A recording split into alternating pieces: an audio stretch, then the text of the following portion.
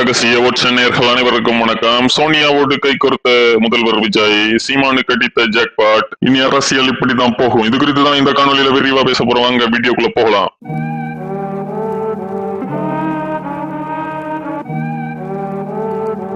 கடந்த 2 தினங்களுக்கு முன்னர் தான் நாம் தமிழர் கட்சியின் தலைமை ஒருங்கிணைப்பாளர் சீமான் அவர்கள் காங்கிரஸை போட்டு கடுமையாக பொழந்து எடுத்திருப்பாரு. கடந்த 2010-11 ஆகிய காலகட்டங்கள்ல எப்படி காங்கிரஸ்க்கு எதிராக தீவிரமாக களமாடினாரோ அதே அளவுக்கு ஒரு வீரியமிக்க பேச்ச அன்றைய தினம் நம்மளால கேட்டிருக்க முடியும். நாம் தமிழர் தம்பிகளுமே மிகப்பெரிய அளவு ஒரு வைப்லையும் இருந்தாங்க. ஆனா சாதாரணமாக இதை பார்க்கக்கூடியவர்களுக்கு எதுக்குப்பா இவர் தேவையில்லாம இப்போ காங்கிரஸை கடுமையாக கடிச்சு வைக்கிறாரு அப்படிங்கிற ரேஞ்சில கூட பட்டிருக்கும். ஆனா இன்றைய தினம் முதல்வர் விஜய் அவர்கள் டெல்லிக்கு சென்று சோனியா காந்தியையும் ராகுல் காந்தியையும் சந்தித்திருப்பது அப்படிங்கிறது 2029 தேர்தலுக்கு நாங்க இப்படிதான் போக போறோம், எங்களுடைய கூட்டணி தான் தமிழ்நாட்டை வெல்ல போகுதுங்கிற ரேஞ்சில ஒரு சிக்னலை முதல்வர் விஜய் அவர்கள் கொடுத்திருக்கக்கூடிய சூழல்ல இதை ரொம்ப தெளிவா கணித்துதான் சீமான் அவர்கள் இவர்கள் இருவரையுமே அன்றைய தினம் போட்டு பொழந்து எடுக்கிறாரு அப்படிங்கிறது அறிய முடியுது. அதுலயும் தமிழ்நாட்டு அரசியல் களத்தில் தவக பிளஸ் காங்கிரஸ் கூட்டணி, அதுவும் ஆட்சியில் இருக்கக்கூடிய கூட்டணி அப்படிங்கிற காம்பினேஷன் அரசியல் ரீதியாக எதிர்ப்பதற்கு லட்டு மாதிரியான ஒரு வாய்ப்பா